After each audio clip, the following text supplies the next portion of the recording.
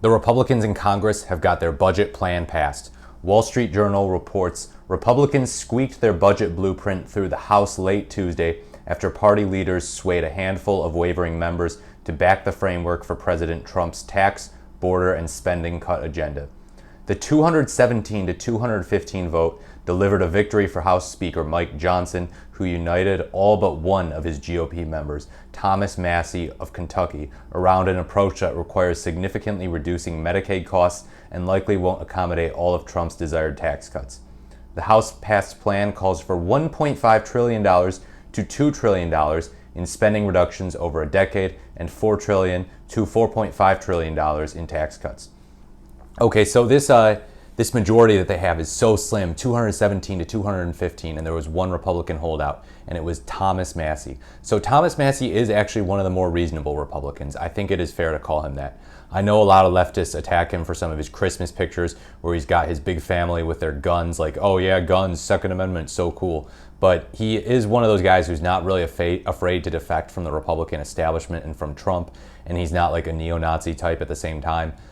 So he's a bit more reasonable, I would say. He's a libertarian type, a guy who is not too big on government power or corporate power and more critical of the wars. So he's one of the more reasonable Republicans, actually. So it's telling that the one Republican in the House that they lost was Thomas Massie. Tuesday's vote is a sign that the Republican-controlled Congress might be able to deliver major legislation despite slim majorities in the House and Senate. Of course, that's going to depend on like absences and stuff, and every term members of Congress actually die, and they don't usually make the news or anything like that, but members of Congress do pass away. There are plenty of old ones. Sheila Jackson Lee, of course, passed away in 2024. That's another example, but yeah, the House is a tumultuous place, you could say. Still, the path isn't straightforward. Tuesday's vote sets up a conflict with the Senate, which favors larger tax cuts and plans to alter the House plan rather than accept it. That means that another nail-biting House budget vote is on the horizon. And even after the House and Senate agree on a budget, lawmakers will have to negotiate hundreds of details on taxes, healthcare, energy, and food stamps before they can get a bill to Trump's desk. Quote, "Just one big step," said House Budget Committee Chairman Jody Arrington, Republican of Texas, after the vote. One small step for Budget Committee, one big step for mankind. Really? You think? Really? Cutting taxes for the rich, one big step for mankind, huh? Got to get those billionaires that extra money, that extra dough. Republicans have a 218 to 215 majority in the House, but the number of Democratic absences had been uncertain, and so were the potential GOP defections. Representative Brittany Peterson, Democrat of Colorado, returned to her first vote since giving birth last month, while Representative Kevin Mullen arrived for his first vote since knee surgery, adding last-minute wrinkles to the vote counting. Representative Raul Grijalva, the Democrat of Arizona who is fighting cancer, was the only absent member. The tight count led to a night of drama and arm twisting on the House floor as Republicans realized they needed almost every vote for the collective trust fall. Representative David Schweikert, Republican of Arizona, who routinely makes long floor speeches warning about the dangers of the growing national debt, was one of the final members to cast his ballot. He handed his electronic voting card to Johnson, and the Speaker pushed the decisive button.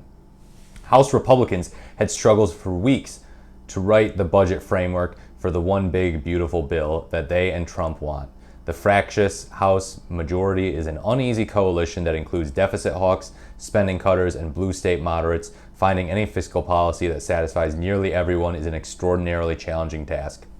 I will note that while there are sort of blue state moderates within the Republican Party in Congress, none of them really compare to how moderate the red state Democrats are. Those people are super moderate. None of them are the equivalent to Joe Manchin. Joe Manchin is a staunchly conservative Democrat, just like Kyrsten Sinema. So yes, there are more moderate Republicans, but at the end of the day, they're all pretty staunch in their conservatism, staunchly on the right. Quote, "That small margin forces you to work together," Arrington said. "Everyone had to make some sacrifice." Trump said each of the rival plans has something he likes. "We'll see if we can come together," he said. Some Republicans are sensitive to what such reductions could mean for federal programs such as Medicaid, the federal state health insurance program for low-income Americans. Party leaders received support from Trump in the hours before the vote, with the president talking to members who had stated their opposition and urging them to back the framework. Quote, I think everyone wants to be on this train and not in front of it. Johnson said. Okay, so yeah, this is not a good plan. This is not a good plan, and here's why. It's going to raise taxes on 95%, the bottom 95% of earners. It's going to be a tax cut for the top 5%. Do those numbers sound familiar to you, by the way? Do they ring a bell? They actually are straight up from Trump's tariff plan. Trump's tariff plan originally in a report was found to raise taxes on the bottom 95% and be an effective tax cut for the top 5%. That, of course, was his tariff plan individually, not so much the GOP budget. The GOP budget just came out recently, and people have really been scrutinizing those numbers. But yeah, this is not at all surprising. It's not at all surprising that they're doing class warfare, basically.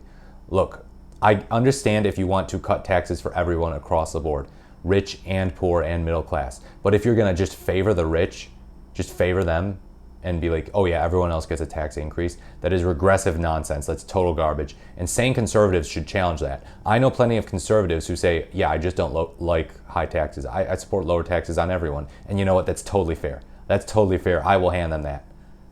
But that's not what the Republican Party is doing. There is a disconnect between what conservatives claim they want and the actions of the Republican Party, the economics of the Republican Party. Look, they might prefer the economics of the Republican Party to the economics of the Democratic Party, but they've got to be honest and admit that the Republican Party does class warfare against the poor and the middle class, and that they favor the rich. They just don't want to admit that. They think, oh yeah, whatever, rich people earn their wealth, they get to keep it, the government should butt out. Kind of bootlicker mentality, but you know what? What are you gonna do? What are you gonna do? Just educate people, huh? Let me know what you think in the comments about this tax plan below. Please like, comment, or subscribe to this channel. Thank you so much for watching. This has been the Morris the Merrier, and I look forward to speaking to you in my next video.